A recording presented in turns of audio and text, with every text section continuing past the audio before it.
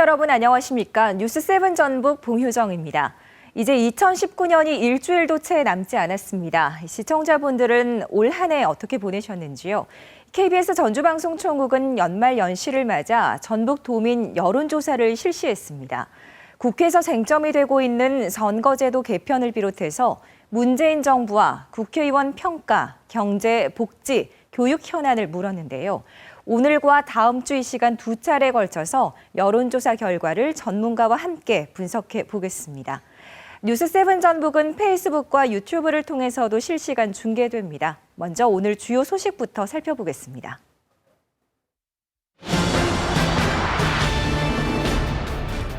선거법 개정안의 표결이 임박했습니다.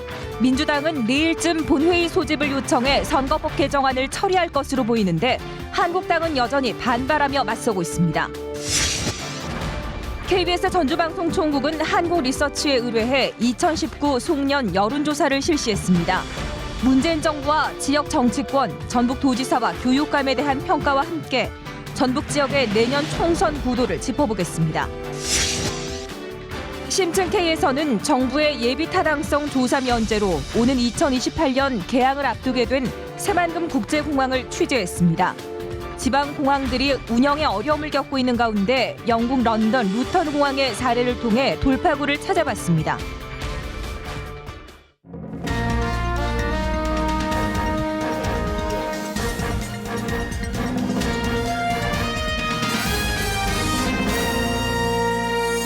뉴스 브리핑입니다. 선거법 개정안에 대한 국회 무제한 토론이 종료되면서 본회의 표결도 초읽기에 들어갔습니다. 민주당은 내일쯤 본회의 소집을 요청해 선거법 개정안을 처리할 것으로 보이는데 한국당은 법안이 통과되면 헌법 소원을 내겠다고 맞서고 있습니다. 이경진 기자가 보도합니다. 사흘을 필리버스터로 대치한 국회. 민주당은 내일쯤 본회의 소집을 요구하기로 했습니다. 여야 차례로 발언에 나선 의원들과 달리 2명이 50시간을 버틴 문희상 국회의장과 유승용 부의장의 체력이 바닥났다는 게 이유입니다. 의장단 세 분 중 한 분이 사회를 보시지 않음으로 인해서 문희상 의장님과 유승용 부의장 소속께서 50시간 넘게 쉼없이 회의를 진행해 주셨습니다. 이인영 원내대표는 본회의가 소집되면 단호하게 선거법 개정안과 검찰개혁법 등의 처리에 나서겠다고 밝혔습니다. 다만 한국당 의원이 대표 발의한 포항지진특별법과 헌법 불합치 결정으로 올해 안에 개정해야 하는 병역법, 대체복무제 도입 제정안 등 5건에 대해서는 한국당이 필리버스터를 철회했습니다. 이에 따라 민주당은 본회의가 열리면 선거법을 시작으로 필리버스터가 철회된 민생법안, 예산 부수법안 순서로 표결하겠다는 전략입니다. 하지만 한국당은 선거법 개정안이 처리되면 즉각 헌법 소원을 내겠다고 밝혔습니다. 지역구 투표와 비례대표를 연동시켜 직접선거, 평등선거 원칙에 어긋난다는 겁니다. 심재철 원내대표는 또 문희상 국회의장을 직권 남용 혐의로 검찰에 고발했다고 밝혔습니다. 의장 직무 가처분 신청도 내겠다고 했습니다. 무제한 토론을 허용하지 않는 등 국회법을 묵살했습니다. 위반했습니다.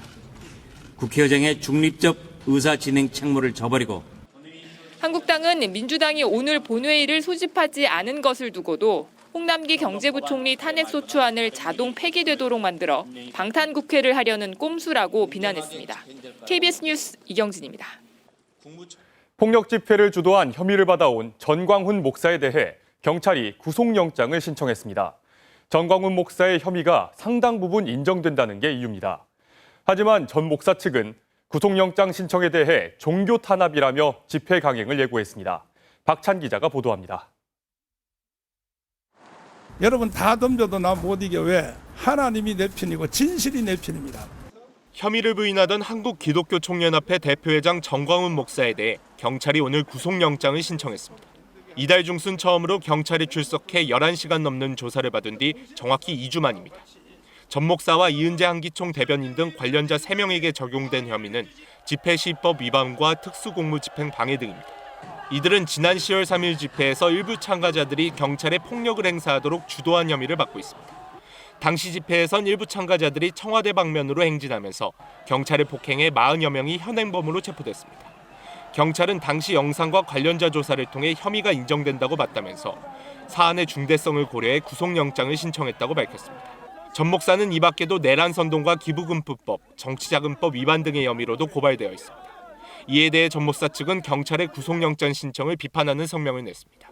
그 시위를 주도하거나 그 계획하거나 폭력 시위를 선동하거나 그런 상황이 아니에요. 엄연히 종교 탄압으로 봅니다. 경찰은 전 목사가 주도하는 청와대 인근 집회에 대해 다음 달 4일부터 금지 결정을 한 상황. 전 목사 측은 집회 강행의 의지를 밝혔습니다. KBS 뉴스 박찬입니다. 13월의 월급으로 불리는 연말정산이 한 달 정도 앞으로 다가왔습니다. 이번 연말정산부터는 장기주택 차입금의 이자 공제 대상이 확대되고 산후조리원 비용 등이 의료비 공제에 추가됩니다. 연말정산 알차게 받는 법 이승훈 기자가 정리했습니다. 주택담보대출의 이자를 공제해주는 대상이 이번 연말정산부터 기준시가 5억 원으로 확대됩니다. 지난해까지는 취득 당시 기준시가가 4억 원 이하인 주택까지만 가능했는데 기준시가를 1억 원 올려 공제 대상을 늘린 겁니다. 월세에 대한 세액공제도 늘어 기존에는 국민주택 규모까지만 가능했지만 올해부터는 면적이 더 넓어도 기준시가만 3억 원이 넘지 않으면 됩니다. 산후조리원 비용도 의료비 세액공제에 새로 포함됐습니다. 총급여 7천만 원 이하인 근로자가 대상인데 출산 1회당 200만 원까지 의료비 공제를 받을 수 있습니다. 역시 총급여 7천만 원 이하 근로자가 박물관이나 미술관 입장료를 신용카드로 결제할 경우 30%의 소득공제율을 적용하고 한도를 초과한 사용액은 도서공연비와 합쳐 최대 100만 원까지 추가로 공제받을 수 있습니다. 산후조리원 비용, 신용카드로 사용한 박물관, 미술관 입장료 자료 등 연말정산 관사 자료를 추가로 제공할 예정입니다. 공제 범위가 축소되는 것도 있습니다. 20세 이하 자녀에게 모두 적용되던 자녀 세액 공제가 7세 이상으로 조정됐습니다. 또 의료비를 지출하고 실손 보험금을 수령했다면 그만큼을 의료비 공제에서 빼야 합니다. 국세청이 제공하는 연말정산 간소화 자료는 다음 달 15일부터 홈택스를 통해 확인해 볼 수 있습니다. 국세청은 스마트폰만으로도 연말정산을 할 수 있는 시스템도 이번에 새로 도입됐다고 밝혔습니다. KBS 뉴스 이승훈입니다. 이어서 간추린 뉴스 정리했습니다. 민주당 고종윤 변호사는 민심은 새롭고 신선한 인물을 원하고 있다며 정읍 고창 출마를 선언했고 같은 당 이덕춘 변호사도 젊은 정치로 전주에 희망을 열겠다며 전주 을에 출사표를 던졌습니다. 정상모 정의당 전북도당 대변인은 내년 총선에서 정의당을 밀어달라며 남원, 임실, 순창 출마를 선언했습니다. 민주노총이 오늘 민주당 전북도당 앞에서 요금 수납원 집단 해고 책임을 물어 이강래 전 도로공사 사장의 총선 출마를 규탄했습니다. 이 전 사장은 수납원들을 도로공사 노동자로 인정한 대법원 판결을 무시하고 탄압한 인물에게 민주당이 기회를 주려 한다며 예비 후보로 등록한 이 전 사장의 제명을 촉구했습니다. 교육부 중앙투자심사위는 2022년 개교를 목표로 한 전주 에코시티 봉암중학교 설립안을 반려했습니다. 입주 가구가 4천여 가구에 불과해 신규 중학교 설립 기준인 6천 가구에 못 미친다는 이유였습니다. 전북교육청은 내년 2월 다시 신청할 계획이지만 통과가 쉽지 않아 보입니다. 전라북도는 내년 1월부터 출산하는 산모가 국민건강보험공단에서 지원하는 임신, 출산 진료비 60만 원을 모두 쓴 경우 진찰료와 주사료, 한약 등 산후 건강관리 의료비를 최대 20만 원까지 지원하기로 했습니다. 해당 보건소에 신청하면 되고 입원비와 산후조리원비, 미용비는 지원 대상에서 제외됩니다. 신세계 이마트가 전주 에코시티에 상업시설을 짓는 민간 사업자에게 지하 1층, 지상 3층 규모의 대형마트 출점 의향서를 제출했습니다. 민간 사업자는 내년 1월까지 이마트의 출점 의향서를 검토한 뒤 개점 여부를 결정할 계획인 것으로 알려졌습니다.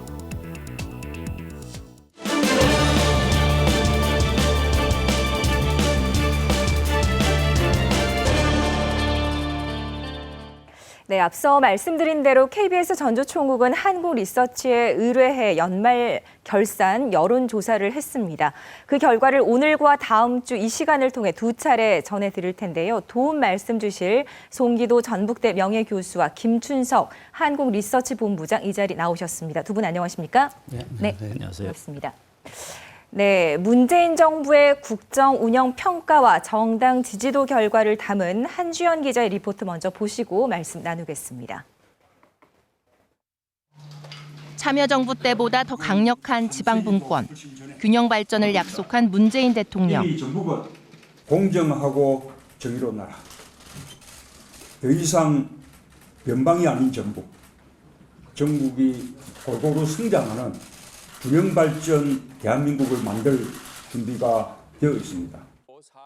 지난 2017년 5월 19대 대통령 선거에서 문 대통령은 41.1%의 지지를 받아 당선됐습니다. 당시 전북 지역의 득표율은 64.8%로 전국 17개 시도 가운데 가장 높았습니다. 취임 3년 차를 맞아 문재인 정부의 국정 운영에 대해 물었습니다. 매우 잘함이 29.4, 대체로 잘함이 47.8%로 긍정적 평가가 77.3%를 차지했고 대체로 못함 13.9, 매우 못함이 6.8%로 부정적 평가는 20.6%에 그쳤습니다. 시군별로는 무주, 임실, 남원에서 긍정적 평가가, 순창, 군산, 진안에서 부정적 평가가 높았습니다. 지지하는 정당과 단체도 물었습니다.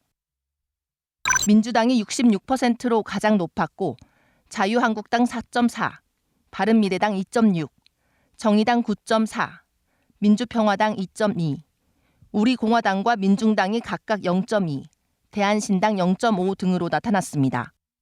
하지만 지지정당이 없다는 응답이 10%를 넘었습니다. 여론조사 결과 정부 여당에 대한 전북 도민의 압도적인 지지가 확인됐습니다. 남은 임기 동안 지역에 약속한 역할을 충분히 해달라는 요구가 반영된 것으로 풀이됩니다. KBS 뉴스 한주연입니다. 네, 말씀 나누기 전에 먼저 이번 여론조사 개요 간단히 살펴보도록 하겠습니다. 김춘석 본부장님 설명해 주시죠. 예. 네. 이번 조사의 특징은 크게 두 가지를 좀 말씀드릴 수 있을 것 같습니다. 3,000명을 조사를 했어요. 네. 되게 이런 광역자치단체 기준에 1,000명을 해도 적지 않은 숫자거든요. 네. 3,000명을 했기 때문에 표본 오차가 1.8%포인트 상당히 낮습니다. 네. 예, 그만큼 정확하다고 좀 말씀을 드릴 수 있겠고요. 또 하나는 조사 결과의 신뢰성, 대표성을 좀 보증하는 그런 절차들이 있었는데 휴대전화 가상번호를 84%를 이용을 했습니다. 네. 그리고 ARS가 아닌 사람이 전화 조사를 한 것이고요. 4일 동안 조사를 했고 네. 응답률이 15%입니다. 그렇기 네. 때문에 이번 조사 결과는 네. 다른 결과에 비해서 신뢰성, 대표성이 높다 이렇게 네. 말씀드릴 수 있겠습니다. 네. 자, 그러면 이제 설문조사 결과에 대해서 조금 이야기를 해봐야 될 텐데 송기도 교수님, 정부 여당에 대한 지지도가 상당히 높습니다. 이런 결과가 나온 이유 어디에 있다고 생각하십니까? 예, 대부분의 전라북도 도민들이면 네. 그렇게 느끼실 거라 생각해요. 네. 대한민국 전체하고 우리하고는 좀 차이가 있다. 이런 느낌이고요. 네. 그러니까 지금 대통령에 대한 그 지지도라든가 잘하고 있다, 국정 운영 못하고 있다 하면 되게 반반이거든요. 네. 그 조금 48%, 47% 이 정도 갑니다. 근데 우리 전라북도는 77.3 대 20.0으로 압도적으로 많아요. 25% 이상 높습니다. 그러니까 이제 이게 지난번 대선 때도 역시 마찬가지였어요.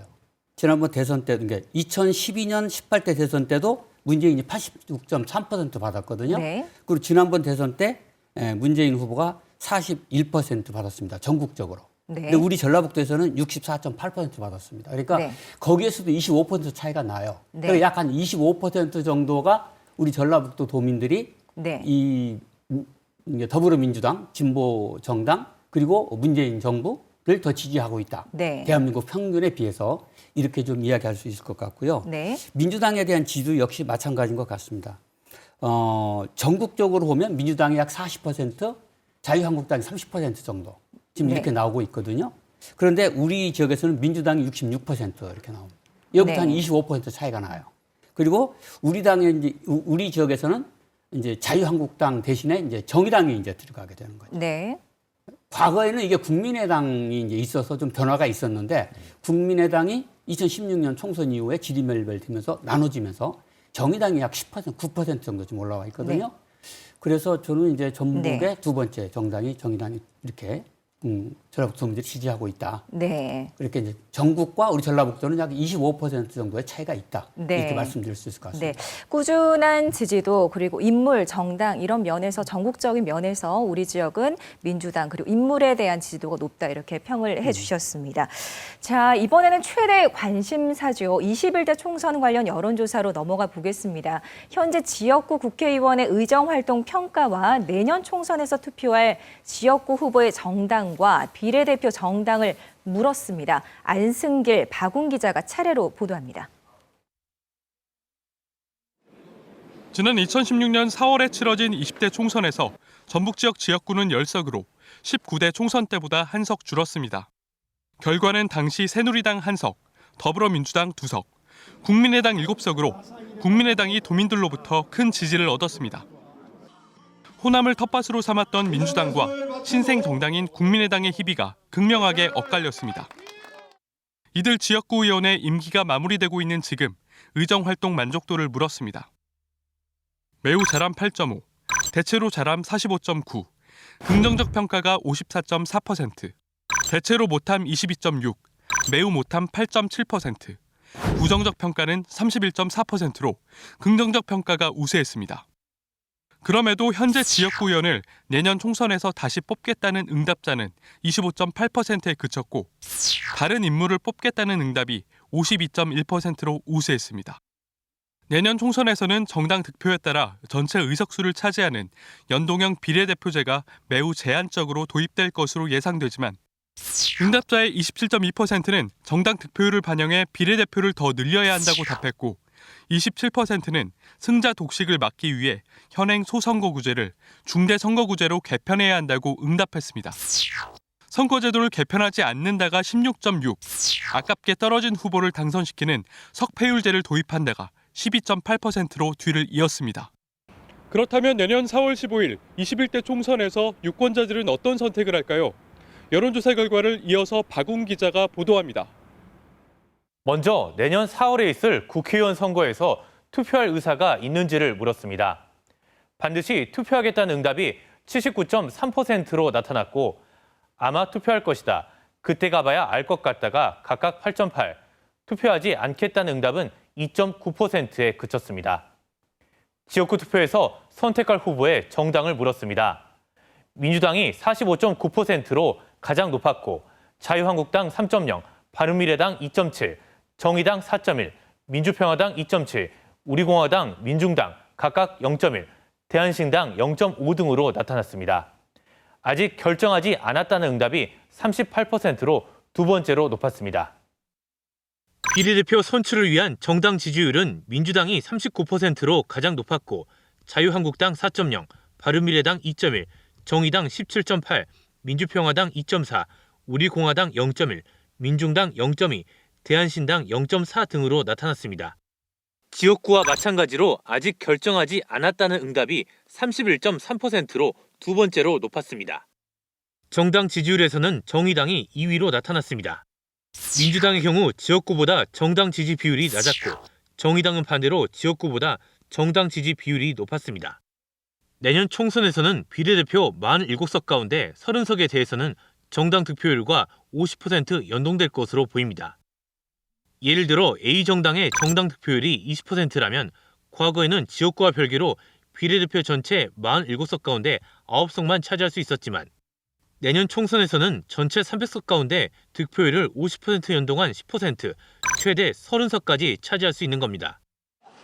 이 때문에 연동형 비례대표제가 확대될수록 정당마다 정당 득표율에 사활을 걸 것으로 보입니다. KBS 뉴스 박웅입니다. 네, 송 교수님, 이 지역구 국회의원 활동에는 50% 이상이 만족한다 이렇게 답을 했는데 내년 총선에서 다시 뽑겠다라고 한 응답은 뚝 떨어졌습니다. 20%대예요. 어떻게 봐야 될까요?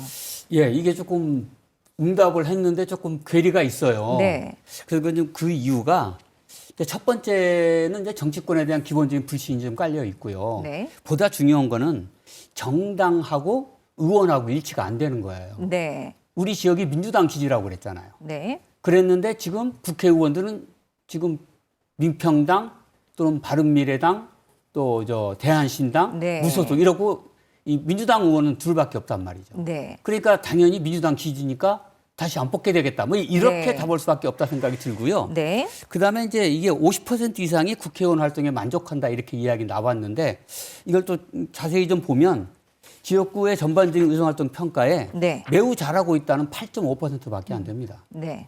그러니까 대체로 잘하고 있다가 45.9%고 그러니까 이게 질문했을 적에 그냥 못해보다는 그냥 전반적으로 괜찮아. 이 정도 대답인 것 같아요. 네, 보통이다. 그게 이제 반인데 네. 이제 그러면 그 사람 또 다시 뽑을래 그럴 적에는 이제 당과 인물이 일치가 안 되기 때문에 네. 이런 결과가 나온 거 아닌가 이렇게 생각할 수 네, 있습니다. 그래서 이제 선거제도를 좀 개편을 하자, 개선을 하자 이런 여론이 우세입니다. 비례대표를 더 뽑자, 선거구제를 개편해야 한다. 답변이 많았습니다. 이 부분 예. 어떻게 보십니까?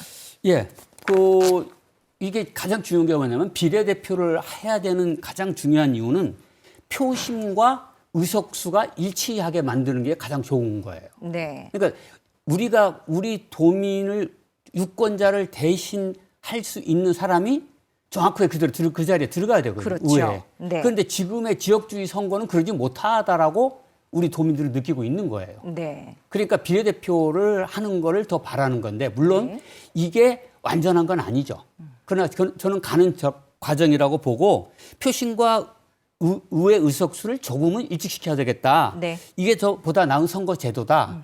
이렇게 했을 적에 비례대표를 더 늘리던가 아니면 중대선거구를 더 늘리자. 네. 이렇게 이제 도민들이 대답을 하신 거죠. 네, 같은 맥락의 질문일 수 있겠습니다. 리포트에서도 설명이 됐지만 민주당은 지역구, 그러니까 후보 지지율이 정당 지지율보다 높고 반대로 정의당은 후보 지지율보다 정당 지지율이 훨씬 더 높습니다. 예. 우리 지역만의 어떤 추세인가요? 어떻습니까? 이거는 뭐 우리 지역뿐만이 아니고 전국적으로 다 같을 거라고 생각을 해요. 네. 왜 그러냐면 이번에 이제 내일 모레 이제 다시 이제 결정이 나겠습니다만 네.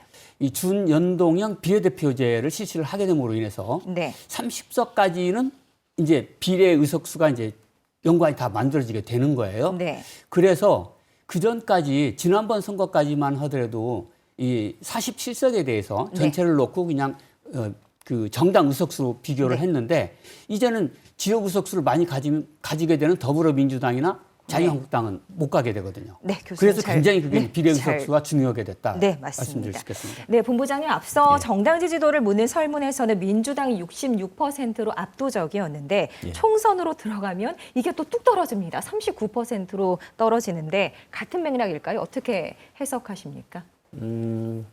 거기에 또 뭐 몇 가지 더 추가 이유가 있겠는데요. 물론 네. 지금 아직 후보가 결정이 되지 않았죠. 네. 그다음에 또 구도도 아직 결정이 안 됐습니다. 그렇기 네. 때문에 지금 모름 무응답이 상당히 높아요. 30%가 넘지 않았습니까? 네. 또 많이 빠진 게 있고요. 네. 그다음에 또 방금 교수님 말씀하셨지만 결국에 그 후보 지지와 정당 지지가 또 분리가 되는 그런 경향이 있습니다. 네. 그래서 정당의 후보로는 민주당 후보를 지지하지만 비례대표로서의 정당 또 정의당으로 빠지는 거의 한 네. 18% 가까이 빠지거든요. 네. 그렇기 때문에 실제 정당 지지도보다 더불어민주당의 그 후보 지지로서의 네. 정당 지지가 많이 낮아진 두 가지 이유가 그거라고 봅니다. 네, 맞습니다. 인물과 정당이 일치한다면 참 좋겠습니다만 지금 현실 상황으로는 좀 녹록치 않다. 이렇게 좀 정리를 해보겠습니다.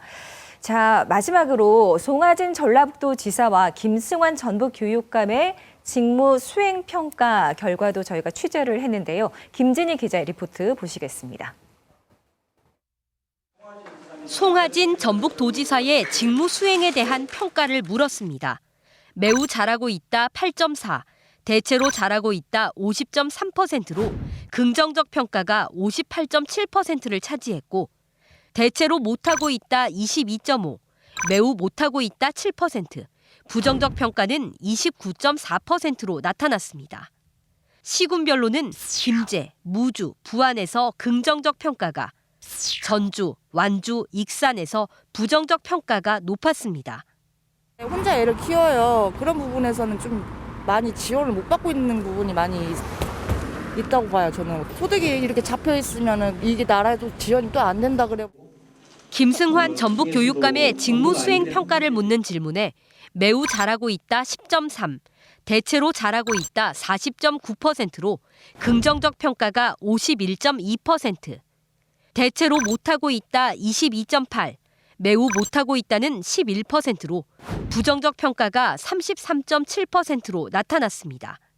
시군별로는 김제, 부안, 순창에서 긍정적 평가가, 전주, 진안, 익산에서 부정적 평가가 높았습니다. 사학비리 척결 의지와 생활기록부 공정성 강화 등은 좋은 평가를 받았지만 상산고의 자사고 재지정 문제와 고교 상피제 도입 거부 방침에 대한 평가에서 찬반이 갈린 것으로 풀이됩니다. KBS 뉴스 김진입니다.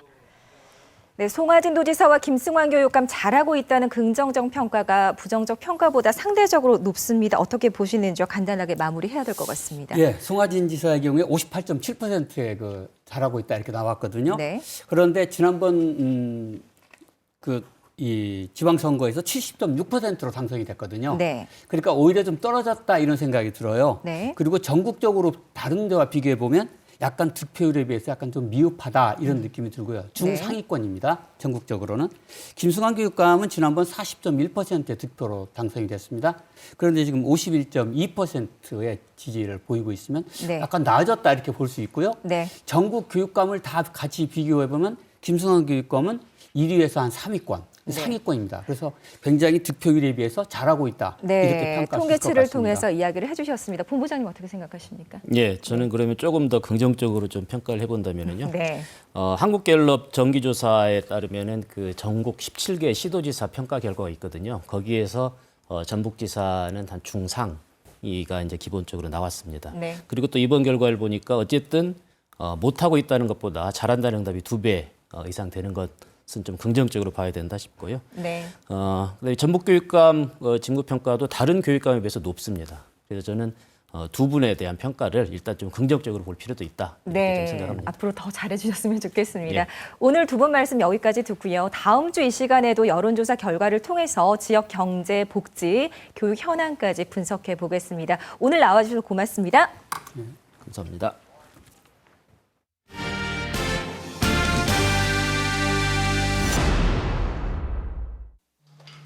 대선 때부터 새만금 국제공항 건설을 약속한 문재인 대통령.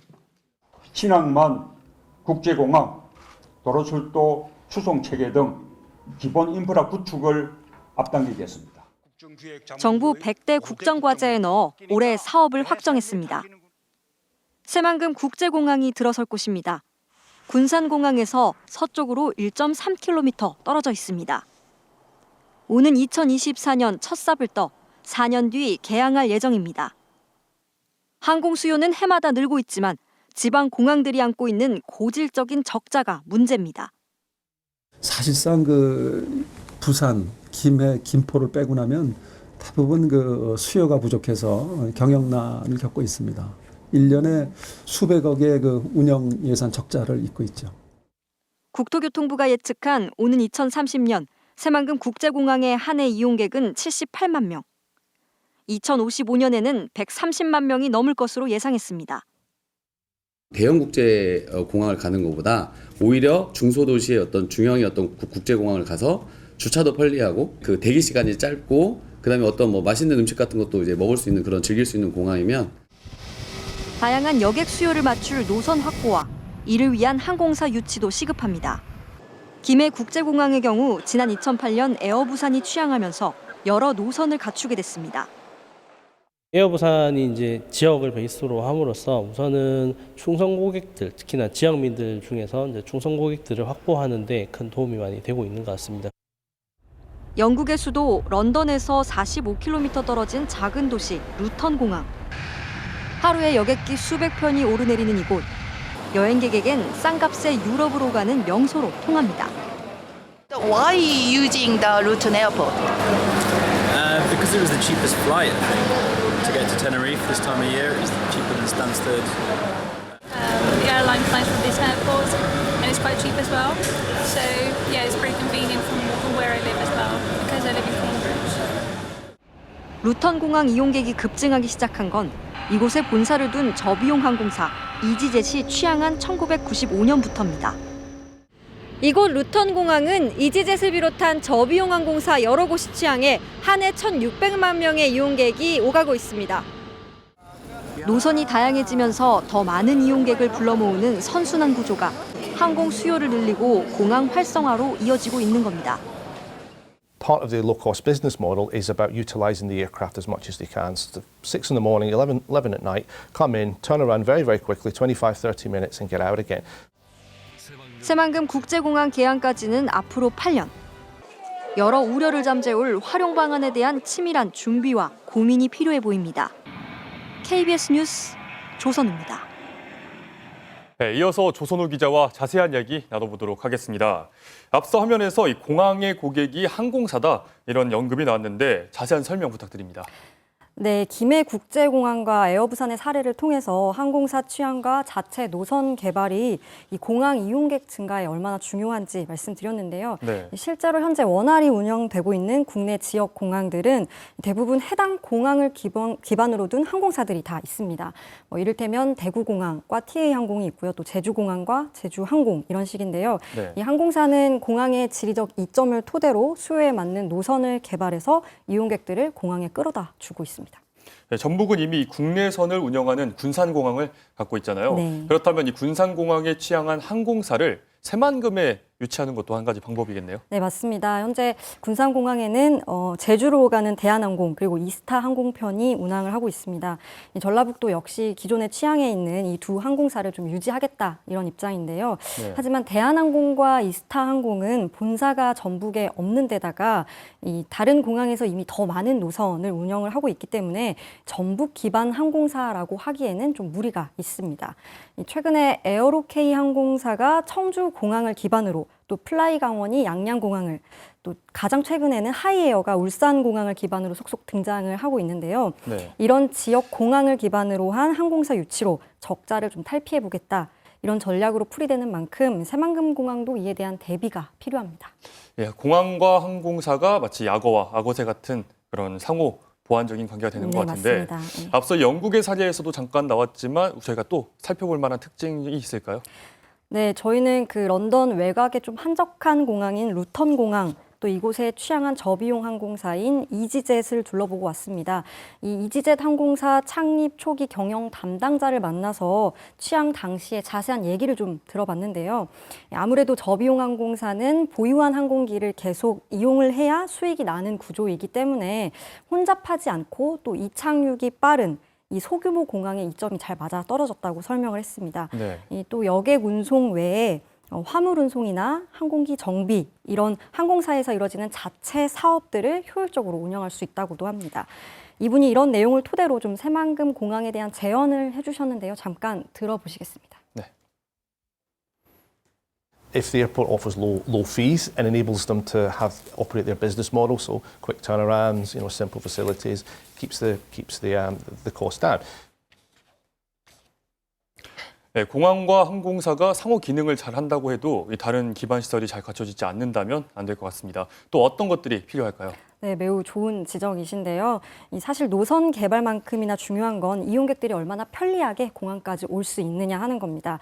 이 공항 안에 들어서 각종 먹거리나 즐길거리 이런 것도 물론 중요하겠지만요. 네. 그에 앞서 공항까지의 접근성을 높일 이 연계 교통망 구축이 핵심이라고 볼 수 있습니다. 저희가 루턴 공항과 함께 영국에서 세 번째로 큰 스탠스테드 공항을 또 다녀왔는데 이 공항의 경우 루턴 공항보다 규모 자체는 크게 큰 공항은 아닙니다. 근데 이용객들이 훨씬 많았어요. 네. 예, 그 이유는 런던 시내와 바로 연결되는 급행버스라든지 아니면은 직행 열차 이런 것들이 잘 갖춰져 있었습니다. 국내에서도 인천이나 김포 그리고 김해공항의 경우 인근에 있는 도심과 1시간 이내로 직결되는 이런 교통편들을 구축해서 접근성을 높였더라고요. 이런 만큼 새만금 공항도 이 부분을 좀 기본 계획에 꼼꼼히 담을 필요가 있습니다. 네, 요즘은 이 공항의 기능이 여객 운송 이상으로 점차 확장이 되고 있는데요. 네. 새만금 공항도 다른 전략이 필요하다고 보시는지요? 네, 맞습니다. 지역공항 대부분이 좀 수익이 적자라서 보조금으로 겨우 운영이 되고 있죠. 네. 지역 국내 공항들의 이런 공통점은 여객기 이용객이 적어서인데요. 하지만 이용객 수가 적다고 꼭 공항 운영에 실패를 한 것은 아닙니다. 네. 예를 들면 경남에 있는 사천공항의 경우 하루에 김포를 가고 제주를 가는 항공편 겨우 5편만 운항을 하고 있는데 그만큼 소규모 공항이기 때문에 작년 이용객 수가 18만 명 정도에 그쳤습니다. 네. 이렇게 여객 운송보다는 이 공항 같은 경우 공항 배후 지역에 이 군용기를 중심으로 한 항공기 정비 산업 이게 굉장히 발달해 있어요. 그래서 국내 항공기 정비 산업의 메카로 불리고 있습니다. 실제 정부는 이달 항공산업 경쟁력 강화 방안을 좀 발표했는데 이 항공 정비 산업의 큰 축으로 사천공항을 지정하기도 했습니다. 또 그 한국 항공우주산업 주식회사인 카이가 이 사천공항 인근에 본사를 두고 있기 때문에 앞으로의 기대되는 효과도 꽤 클 전망입니다. 이런 관점에서 새만금 공항도 물론 역의 운송이 제1 전략이 되어야겠지만 뭐 항공기 정비 산업이라든지 아니면 뭐 철도나 이런 것과 연계한 물류 운송 아니면 전북의 관광물과 결합한 뭐 이제 레저 항공 산업 키우기라든지 이런 제2 전략도 좀 마련해야 된다고 생각합니다. 네, 조성 기자 오늘 소식 오늘 잘 들었습니다. 네.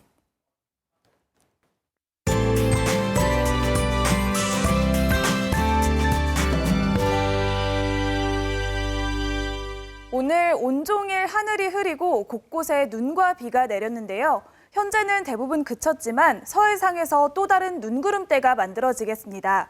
오늘 밤부터 내일 새벽 사이에 서해안에는 눈이나 비가 내릴 것으로 예상되는데요. 내린 눈과 비가 얼면서 내일 출근길 도로가 미끄러울 수 있겠습니다. 운전과 보행에 유의하셔야겠습니다. 밤새 기온이 큰 폭으로 떨어지면서 내일 아침 기온이 오늘보다 7도가량 떨어지겠습니다.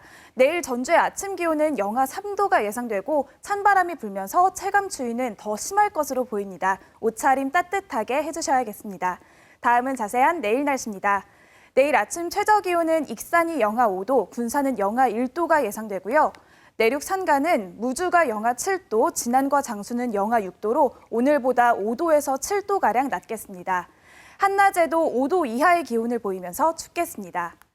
현재 풍랑주의보가 내려진 가운데 물결도 최고 4m까지 높게 일겠습니다. 내일 전국은 대체로 맑은 가운데 아침 기온이 큰 폭으로 떨어져 춥겠는데요. 동해안을 중심으로는 대기가 무척 건조합니다. 불조심 해주셔야겠습니다. 날씨였습니다. 대학 교수들이 올해 사자성어로 공명지조를 꼽았습니다. 공명조는 한 몸에 2개의 머리를 가진 새로 어느 한쪽이 없어져도 자기만 살 것처럼 생각되지만 동시에 죽을 수밖에 없는 운명 공동체를 뜻한다고 하는데요. 네, 2020년 새 대한민국 정치 사회 분열은 조금 심각하고 경제 전망도 그리 밝진 않지만 이 무너진 공동체를 되살리고 국민 모두의 삶이 조금이라도 더 나아지는 사회가 되길 바라겠습니다. 뉴스7 전북 저희는 새해 다시 인사드리겠습니다. 시청해주신 여러분 고맙습니다.